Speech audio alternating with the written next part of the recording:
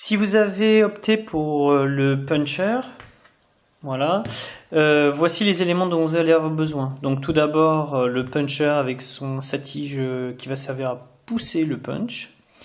Ensuite vous avez besoin d'une petite pince, de l'échantillon sur un portoir dans le cas où vous souhaitez le faire dans un second temps et pas sur le terrain. Un petit sopalin et 3 petits bacs. Donc le premier avec de l'eau, le deuxième avec de l'eau de javel diluée à 10% et le troisième avec de l'eau. Et bien évidemment votre plaque dans laquelle vous allez mettre les punchs. Donc le punch s'effectue de cette manière-là. Donc on prend notre échantillon,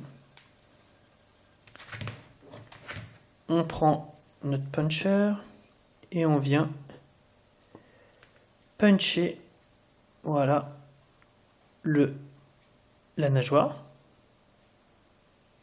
Voilà. Donc comme vous le voyez, le punch est là. On remet notre nageoire pour se libérer en fait une main, tout simplement. Ensuite, on détermine donc l'endroit où l'on doit déposer ce punch. Donc là, on va prendre le cas de B1. Voilà. Et je vais venir. Donc là, vous voyez, il y a un petit endroit, un petit guide, une sorte de guide. Donc on met ce guide dans B1 carrément. Et puis après, on ferme, on pousse avec notre tige. Voilà. On remonte et on regarde. Voilà. Donc le punch, cette fois-ci, contrairement au premier cas, se trouve sur le côté, mais se trouve bien dans le puits.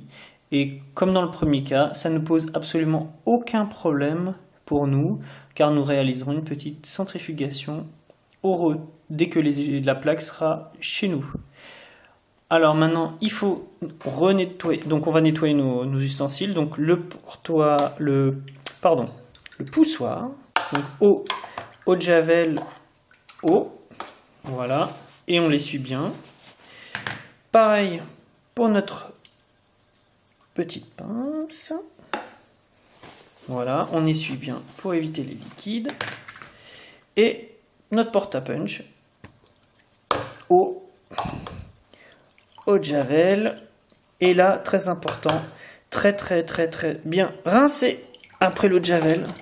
Voilà, pour qu'il n'y ait plus aucune trace d'eau de javel dans les échantillons. Voilà. Maintenant, on peut essuyer. Donc voilà, on essuie afin qu'il n'y ait plus de liquide. Et voilà.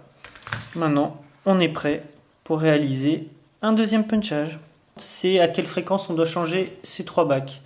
Donc je vous recommande de changer les bacs d'eau de javel 10% et le bac d'eau tous les 94 échantillons, c'est-à-dire tous les une plaque. Dès que vous avez fini une plaque, vous changez vos solutions d'eau de javel 10% et d'eau afin de garantir un bon nettoyage des ustensiles et ainsi d'éviter toute